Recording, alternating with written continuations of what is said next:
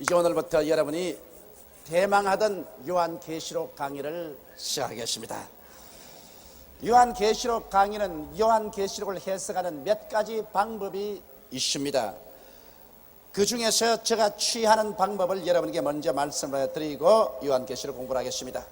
제일 첫째 방법은 요한계시록을 해석하는 데 영적인 방법이 있습니다.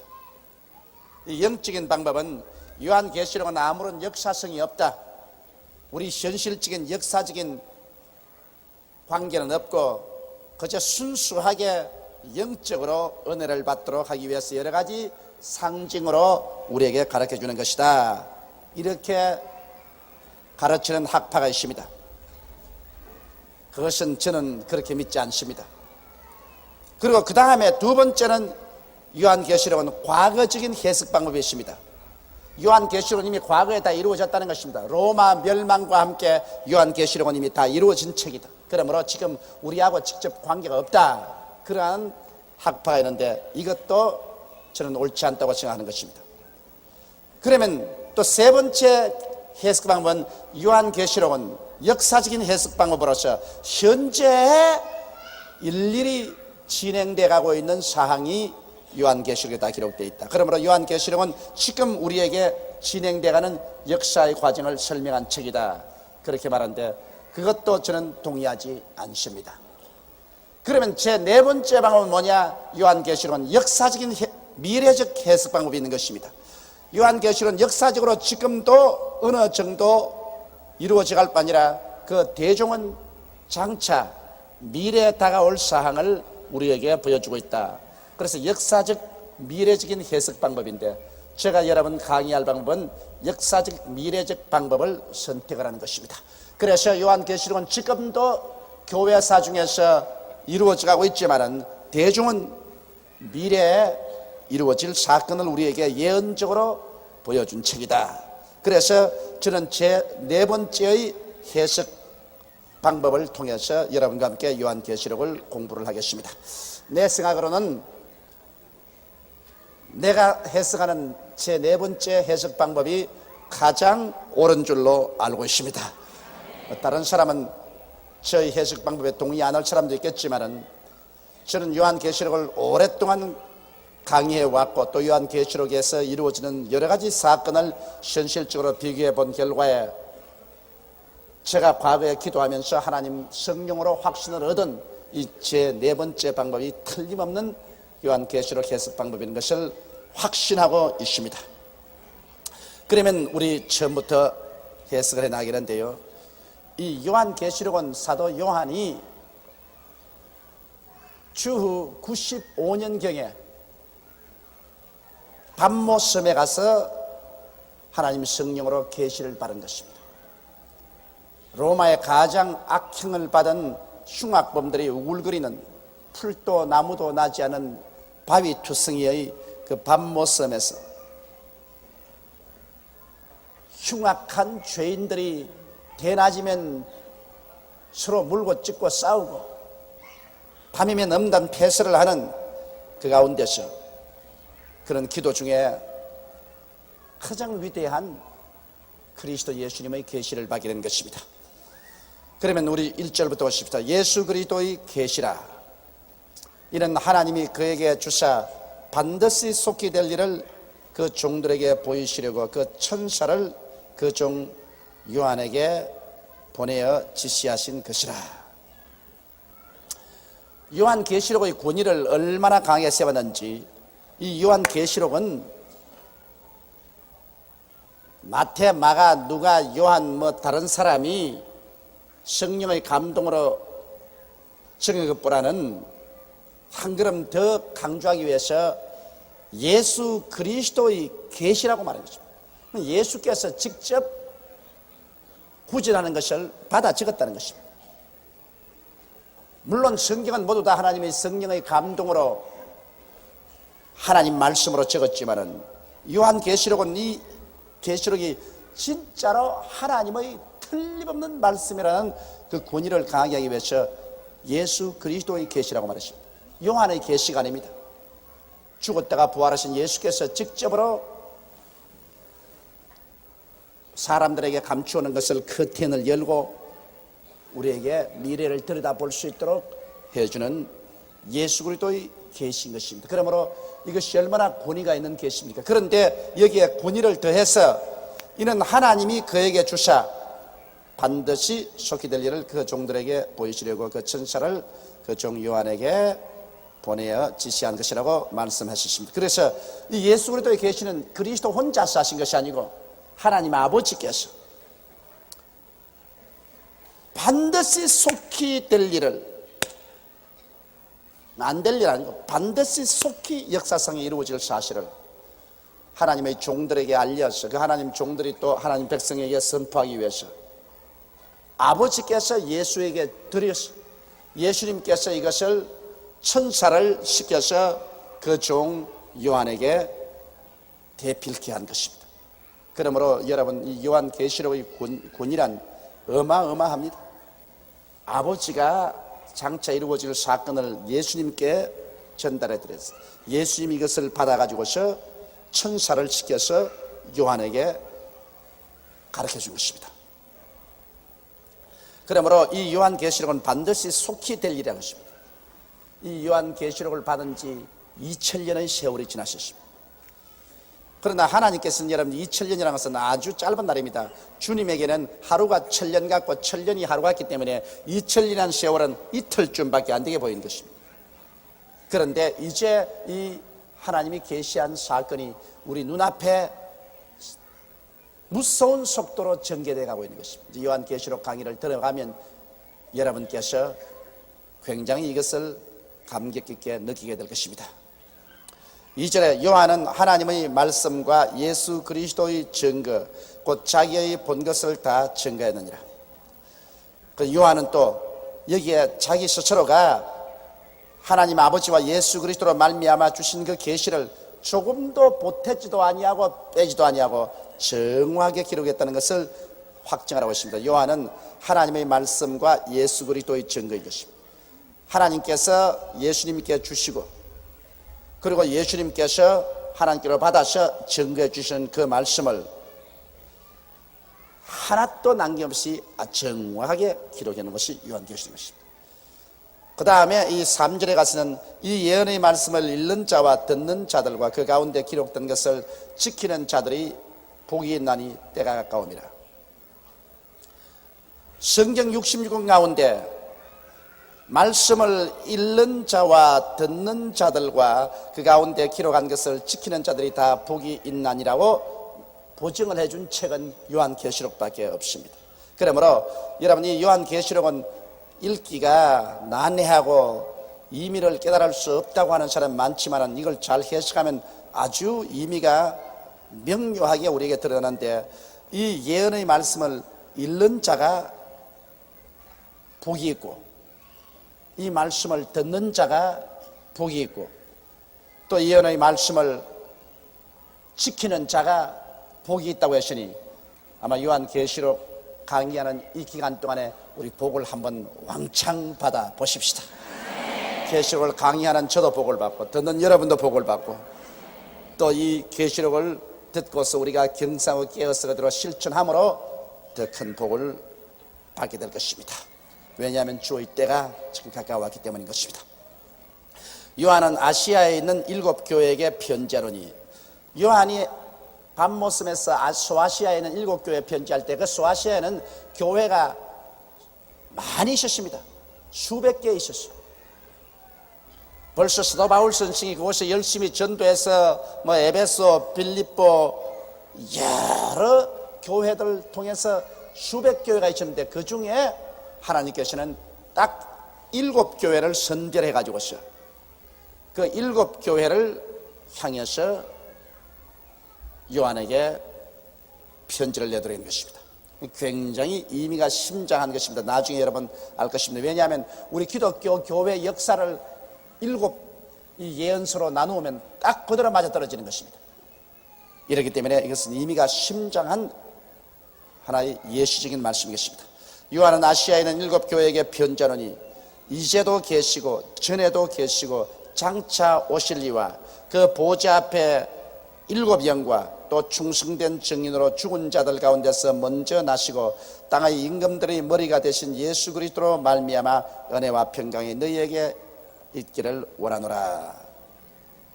우리를 사랑하사 그의 피로 우리 죄에서 우리를 해방하시고, 여기 보면 이제 삼위일체 하나님께서 오늘날 우리 인류를 구원하는 거대한 사역을 계획하고 진행하고 계신 것을 분명하게 보여주고 있는 것입니다. 여기 성부 아버지에 대해서 말하는 것은 바로 이제도 계시고 전에도 계시고 장차 오실 리, 이거는 성부 아버지를 말하는 것입니다.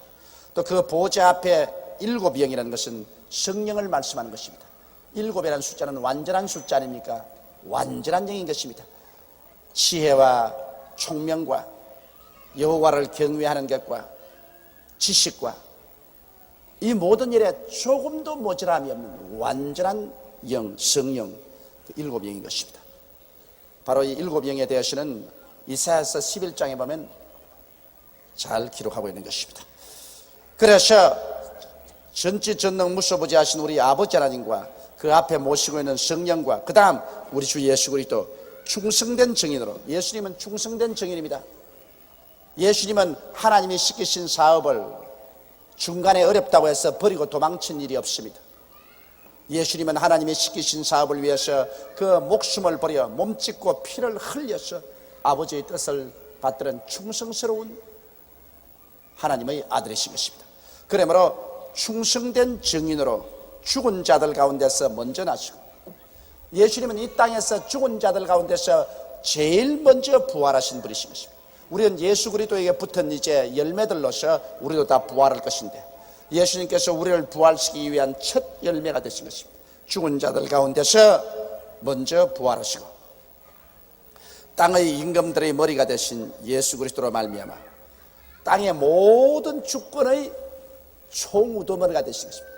예수님은 하늘과 땅의 모든 권세를 다 가지고 계시므로 이 세상 모든 주권의 우두머리가 되신 것입니다.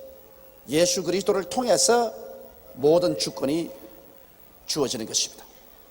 그러므로 땅의 임금들의 머리가 되신 예수 그리스도로 말미암아 은혜와 평강이 너희에게 있기를 원하노라. 그래서 이 축도는 바로 성삼위일체 하나님의 이름으로 축도를 해주신 것입니다. 여기에 보면 분명히 하나님께서는 삼위로 되어 있지 않습니까? 지금도 계시고 옛날 계셨고 장차 오실 하나님 아버지, 그 앞에 있는 7 등불, 7영, 그 다음엔 우리 주 예수 그리스도, 이 삼위일체 하나님이 완전히 하나가 되셔서 우리를 위해서 섭리하고 역사하고 계신 것입니다. 우리를 사랑하사 그의 피로 우리를 죄에서 우리를 해방하시고, 여러분 바로 이 요한계시록을 기록할 그 당시에 벌써 주 100년 가까우니까 소아시아 교회들이 율법화되어 가기 시작하는 것입니다.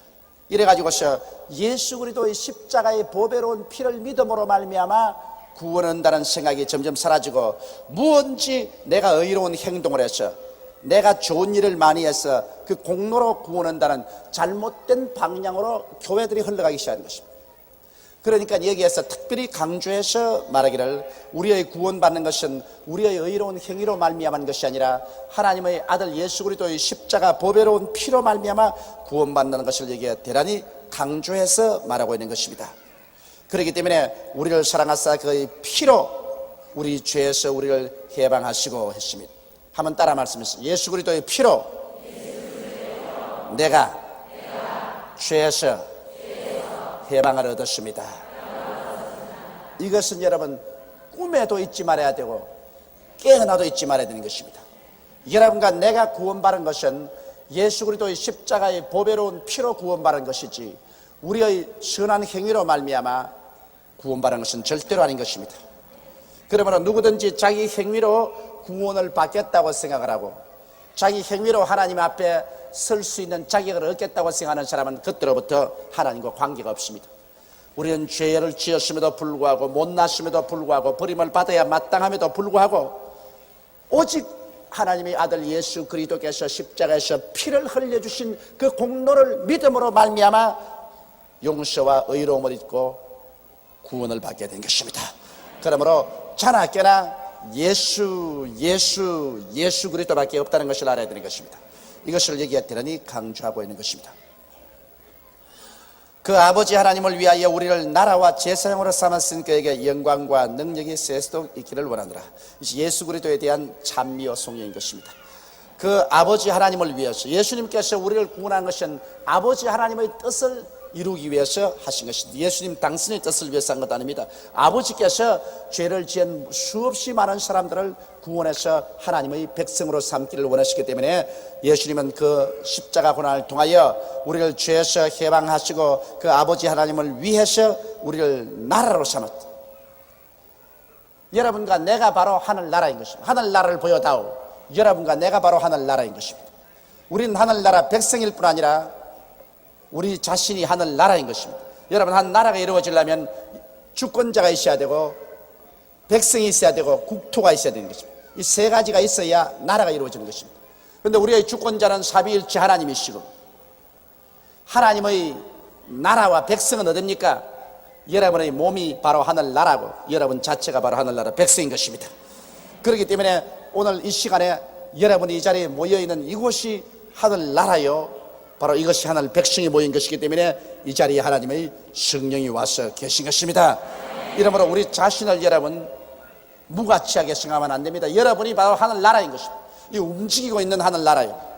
조용기란 몸이 바로 하늘나라인 것입니다. 그러므로 나는 움직이고 있는 하늘나라예요. 바로 또 하늘나라의 백성이 되는 것입니다. 나라와 백성이 우리 자신인 것입니다. 그러므로 예수님은 그 피로써 우리를 사서 하나님을 위하여 우리를 나라로 삼았고 제사장으로 삼았다. 제사장은 뭡니까? 제사장이라는 것은 항상 하나님 아버지께 감사의 제사를 드린 것입니다. 우리 주 예수께서 십자가의 보배로운 피로 우리를 사해 주기 때문에 제사장이란 하나님께 감사와 찬송을 드리고 백성을 위해서 기도해 주는 것이 사명입니다. 여러분과 나를 제사장으로 하나님 삼았기 때문에 여러분과 나의 임무는 하나님께 늘 제사드려서 감사와 찬송의 제사를 드리고 그 다음 백성들을 위해서 기도하고 하나님께로부터 오는 은총을 나누어 가질 수 있도록 도와주는 것이 제사장인 것입니다.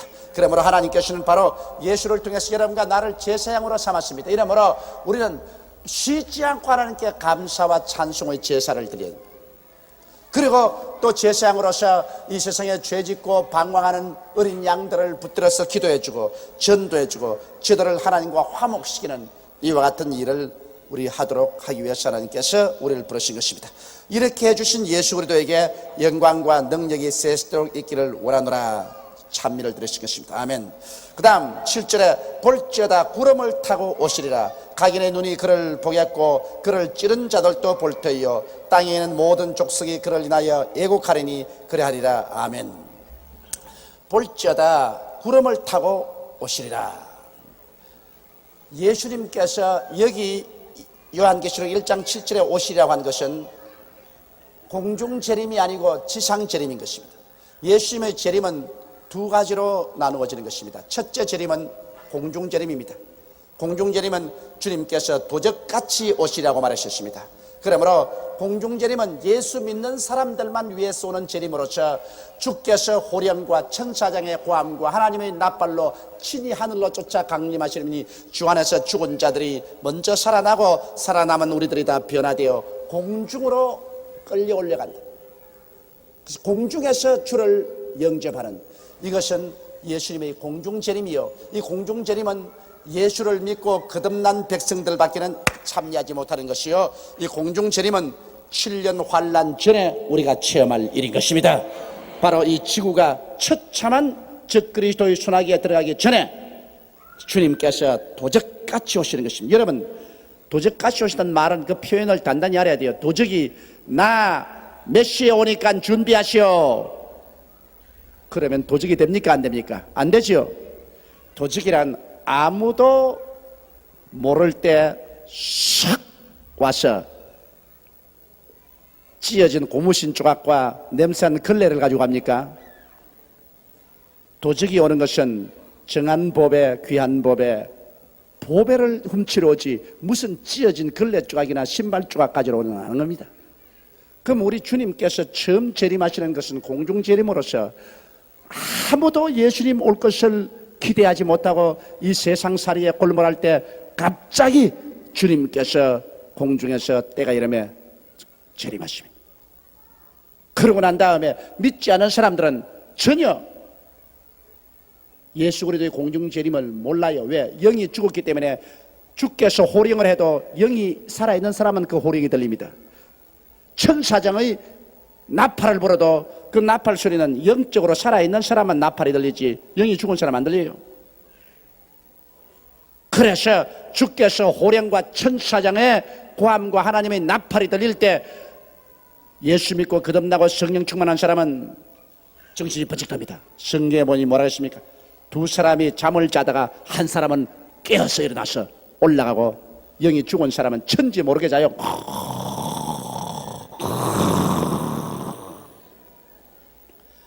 천지 모르는데 옆에서는 영이 깬 사람은 그 호령과 천사의 공하는 나팔을 듣고서 올라가요.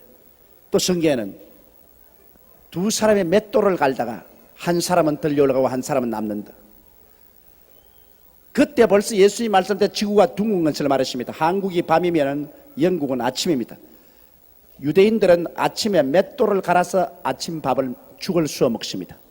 아침 해 먹으려고 두 사람이 맷돌을 갈다가 가네! 그냥 올라가 버려요. 또 두 사람이 밭에서 일할 때 미국은 한낮입니다. 여기 밤이면 밭에서 일하다가 한 사람은 들려 올라가고 한 사람은 남는다. 굉장한 사건입니다. 그건 뭐냐?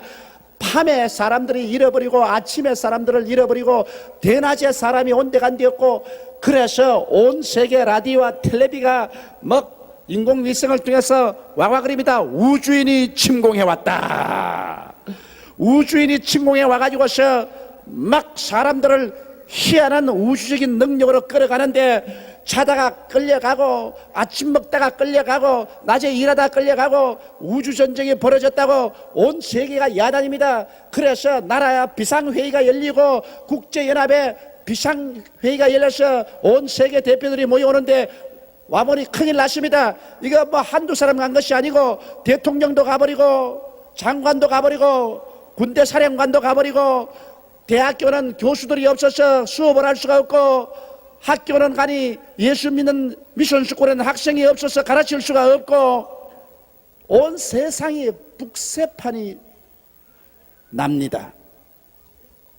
그런데 그때 주일날 교회에 와서 목사님이 강단에서 설교하고 앉아가지고서 찬송합시다 하는 사람이 있으면 그럼 버림받은 사람인 것입니다. 그때 많은 사람들이 주여 주여 하나 올라가지 못하고 자기들만 교회 와서 앉아서 예배 드린다고 있는 사람이 있을 것입니다. 이것이 바로 예수님이 경고한 것입니다. 10처녀 중에 기름을 준비한 5처녀는 가고 기름을 준비하지 못한 5처녀는 남는 것입니다. 이게 기름 준비라는 것은 여러분 예수 믿고 거듭나서 성령이 속에 와서 거하시는 것을 말하는 것입니다. 물론 성령 충만하면 더 기름이 풍부하지요. 최소한도 회개하고 중생해서 성령이 속에 거하는 사람은 가고 성령이 없는 사람은 이 소식이 들리지 않습니다. 그래서 이것이 공중재림인 것입니다. 공중재림은 그러므로 순식간에 이루어지기 때문에 이 공중재림은 여러분 금년에 이루어질지 몇 년에 이루어질지 알 수가 없어요. 이건 왜냐? 이 세상이 환난 속에 휘몰아쳐 들어가기 전에 주님께서 데려가는 것입니다. 왜냐? 예수를 믿는 사람들은 환난을 통하지 않습니다. 어떤 사람들은 예수 믿는 사람이 환난을 전 3년 통한다, 후사년 통한다 하는데 그거 모르는 소리입니다. 왜냐? 예수 그리스도를 믿는 교회는 그리스도의 몸입니다. 예수의 몸이 2번 환난을 당할 수가 없습니다. 예수 그리스도의 몸은 한 번 십자가에서 환난을 당하셨습니다. 그러므로 예수님은 한 번밖에 환난 당하지 않습니다. 예수 그리스도의 몸은 환난 전에 이제는 들려 올라가는 것입니다. 여러분 성경에 보세요. 노아의 홍수에 보면 예수 하나님을 사랑하는 노아를 홍수 전에 먼저 방주 속에 넣어놓고 난 다음 홍수가 왔지. 그냥 홍수와 함께 그냥 노아를 휩쓰는 건 아닙니다. 먼저 방주 속에 넣어놓고 홍수가 왔습니다. 소돔과 고모라 보십시오. 하나님이 소돔과 고모라의 불로 심판하기 전에 먼저 롯과 그 처자를 끌어내어서 피난시켜 놓고 난 다음에 하늘에서 불이 내려왔던 것입니다.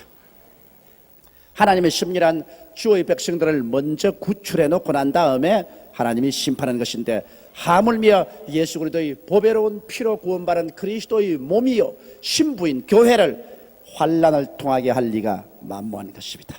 그러므로 환난 전에 우리 주님께서 교회를 공중으로 데려가서, 그래서 공중에서 7년 동안 우리는 그리스도와 함께 혼인잔치를 하고 그리스도와 함께 즐거운 대화를 하고 7년 동안 이 세상에서 환난이 있고 난 다음에 그 다음 주님께서 우리와 함께 지상 방문을 하는 것이 바로 요한계시록 1장 7절입니다. 친정 방문입니다. 요사이는 그런 것 없지만은 옛날에 보면은 시집을 가고 난 다음에 또 친정 방문하러 오지 않아요? 그래서 친정에 와서 얼마간 있다가 가요. 내가 지금 꼭 기억이 나는데 우리 할아버님께서는 옛날에 굉장히 경제적인 어른이었습니다. 그런데 우리 고모님이 시집을 가시고 난 다음에 또 도로 고모 아버지와 함께 우리 집에 와서 친정 방문으로 와서 묵고 계셨어요. 한 일주일 묵고 계시면 괜찮을 건데 묵고 계시는 일이 한 달 되니까 할아버님 방에서 내가 자랐는데 얼마나 걱정을 하시는지, 아유 출가 외인인데 집에 와서 쌀 다 먹는다고, 지 혼자 와서 먹으면 몰라도 남자까지 데리고 와가지고 아유 쌀떡에 쌀이 싹싹 들어간다고 그렇게 그 역정을 내시는 것을 내 어릴 때 들은 기억이 나는데요. 지금은 뭐 그런 거 없지만 옛날에는 반드시 시집가고 난 다음 친정 방문이 있죠. 그렇죠? 그걸 뭐라 그럽니까 한국말로? 예? 무슨 말인지 못 알아듣겠어. 나 이야기한 여러분과 내가 그리스도와 함께 공중에 권세 잡은 귀신들을 다 쫓아내버리고 그 자리에서 승리의 7년 혼인잔치를 지내고 난 다음에 그리스도와 함께 친정 방문을 하러 오는 것입니다. 예수님과 함께 친정 방문, 이 지상에 오는데 바로 그때 장면이 요한계시록 1장 7절에 기록된 말씀인 것입니다. 아멘. 볼지어다 구름을 타고 오시리라. 어떤 사람에게 뭐 구름을 타고 올 수 있는, 비행기 타고 요사이 뭐 5분만 지나면 구름 위에 뜨는데 구름을 타고 다니니까 무식한 소리 하지 마라. 그렇게 눈이 어두운 사람이 하나님 말씀을 잘못 해석을 합니다. 여기 구름이라는 것은 영광의 구름인 것입니다. 영광. 나도 예수 그리스도의 영광을 본 적이 있습니다. 기도한 가운데 환상 가운데 그리스도의 영광을 보는데 구름과 연기가 막 소용돌이 치는데 뭐 아주 무서워요. 구름과 연기가 막 소용돌이 치는 그 가운데서 예수님이 나타나십니다. 그건 바로 영광입니다. 여러분, 이사야가 기도하다가 환상 중에 보니 하나님이 높은 보좌에 앉았고 그 성전에 구름이 가득하더라고 말하셨습니다. 하나님의 영광이 구름으로 보이는 것입니다. 또한 솔로몬 성전 짓고 난 다음에 제사장들이 하나님께 그 성전을 헌당할 때 하나님의 영광이 임하여서 온 성전에 구름이 가득했다고 했습니다. 그래서 사람들이 서서 경배하지 못하고 전부 엎드려 댔습니다. 하나님의 영광이 오면 구름이 가득하게 보입니다. 구름을 타고 오시는 것은 예수님이 뭘 그런 거 뭐 탈 필요가 어디 있어요? 안 타도 왔다 갔다 하시는데 예수님이 오시는데 그 영광의 구름 같다. 그리고 또 그게 보태에서 또 구름이란 뭐냐? 여러분, 성도를 의미할 때 구름 같다고 말하는 것입니다. 히브리서에 보면 구름같이 모인 증인들이 있다고 말했습니다. 사람들이 구름대같이 모였다고 하는 것입니다. 예수님이 올 때 어찌나 성도들이 같이 많이 따라왔던지 예수님이 마치 구름 타고 오는 것 같아요. 모든 성도들이 세마포를 입고 세마포를 펄럭이면서 예수님과 함께 할렐루야 하고 오니 밑에서 보니까 구름대가 모여오는 것 같아요. 신바람이 난데 그때 여러분께서 공중에서 내려오지 못하고 밑에서 입 딱 벌리고 쳐다보고 있으면 그건 낭패입니다. 구름을 타고 오시리라. 각인의 눈이 그를 보겠고 그때 지상에 남아있는 모든 사람들이 예수를 본다. 그 옛날엔 여러분 이 말 했을 때 그 거짓말도 독하게 한다. 어떻게 보이냐면 요 사이에는 인공위성이 있어가지고서 여러분 예수님이 재림하면 온 세상 카메라가 다 예수님을 다 촬영한다. 그러니까 텔레비전 앞에 텔레비전을 틀어놓으면 이것은 지구가 둔 거지만 동서남북 할 것 없이 모두 다 예수님의 재림을 다 눈으로 보게 됩니다. 그를 찌른 자들도 볼 터이요. 이 세상에 살면서 예수를 찌른 사람 많지요. 예수 그리스도를 전도하면은 막 욕을 하고 그리스도를 찌르는 사람, 말로서 찌르는 사람 많지 않습니까? 십자가에서 예수를 실제 못 박은 사람들은 그때는 아직 옥에 갇혀 있고 나오지 못했습니다. 천년왕국이 지나고 난 다음에 나올 것이니까 이 사람들 말하는 것이 아니고 이 땅에 사는 동안에 예수를 전도할 때 몹쓸 말로 그리스도를 찌른 사람들이 예수 그리스도를 반대한 사람이 볼 것이라. 여러분 예수 믿는 게 얼마나 고마운 게, 내가 며칠 전에 일본 교포한 사람 한국에 와서 사업하는 사람인데 나이가 75살면 영감님에게 예수 전도 한번 했다가 내가 벼락 맞았네요. 예수를 믿으라니까 눈을 딱 바로 뜨지만 얼마나 놀하는지. 나는 이 세상에서 나보고 예수 믿는 사람은 나 원수라고 그래요. 나이가 75살인데 그래서 내가 하는 말이, 여보시오, 당신 나이가 75세요. 언제 이 세상을 떨지 몰라요. 천국과 지옥이 있다는 것을 당신 반드시 알아야 되니까. 천당이 어디 있어? 하늘 보니 텅텅 비었는데 내 눈에는 땅밖에 안 보여. 땅밖에. 여기 땅에 흙이 있고 물이 있고 나무가 있지 여기 펑빈데 뭐가 있어? 나는 내보고 천당 지옥 하는 사람 날 저주하는 소리 같이 들린다. 또 어찌 모질게 그냥 성을 내는지. 그런 사람 말이 뭐냐면, 내 나이 75세라도 아직 기운이 청청해. 내가 이래봬도 마누라가 둘이나 있어.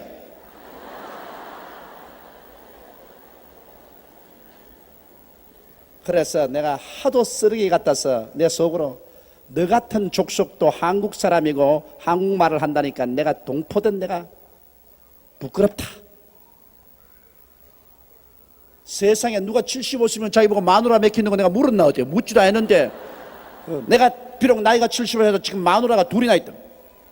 나쁜 놈의 자식.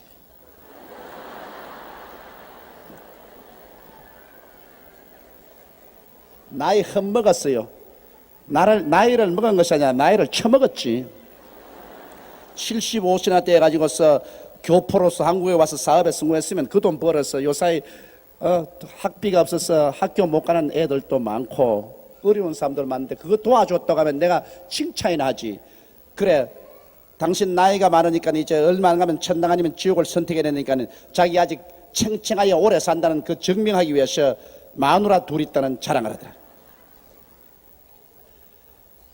이야, 나 그거 보고 하나님이 버린 사람이 있구나.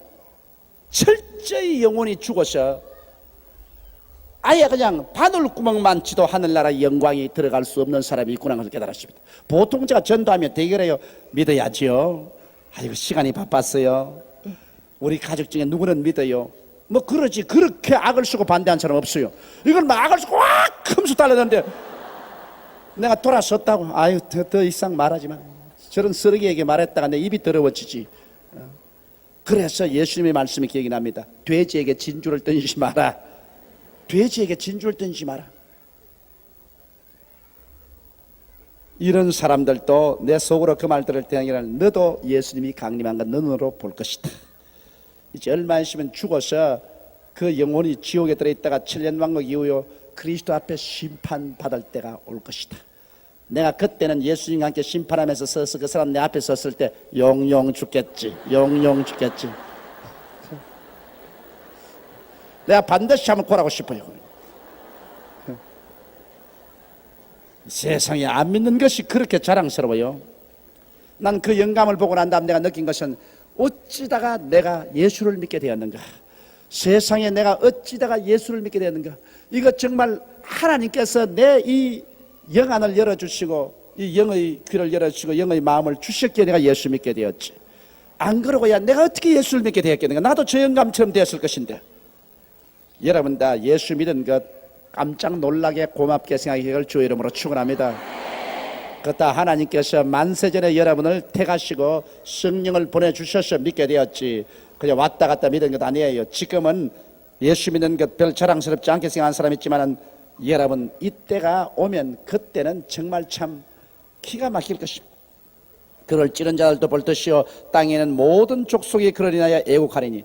땅에 있는 모든 족속이 애곡합니다. 왜 애곡하느냐? 공중에서 그리스도와 같이 내려오는 사람은 희희낙낙이고 땅에 있는 사람은 애곡합니다. 왜? 예수 그리스도를 전도할 때 배반했기 때문에. 이제 그리스도가 강림하실 때는 구주로서 강림하는 것이 아니라 심판주로서 오시는 것입니다. 이제는 박살났습니다. 박살났어. 그렇기 때문에 예수 그리스도의 강림을 보고 난 다음 전부 다 땅에 있는 사람이 가슴을 치고 애고한다. 우리가 들었던 것이 사실이구나. 그 예수쟁이들이 자꾸 예수 믿으라고 그저 라디오를 통해서, 텔레비를 통해서, 개인 전도를 통해서 늘 말하고 심판이 온다는 것이 참말이구나. 이제는 끝장났구나. 그때는 땅에 있는 모든 족속이 가슴을 치고 땅을 치면서 애곡할 것입니다. 그 다음 8절에 보면 주 하나님이 가라사대 나는 알파요 오메가라. 이제도 있고 전에도 있었고 장차 올 자요 전능한 자라시더라. 자, 여러분과 내가 의지하는 하나님의 당신 자신에 대한 소개와 선포를 보십시오. 주 하나님이 가라사대 나는 알파와 오메가라. 여러분, 알파 오메가라는 것은 이 헬라어 중에서 처음 글자하고 마지막 글자입니다. 우리 한국말로 하면 나는 기억이요 나는 히읗이라 그 말인 것입니다. 나는 알파요 오메가요. 이제도 있고 전에도 있었고 장차 올 자요. 그러니까는 시간이 영원한 것입니다. 지금도 과거도 미래도 다 하나님의 것이니 영원한 시간을 가지고 있는 것이며 전능한 자라. 무엇인지 하고 싶으면 다 하시는 전능자라는 것입니다.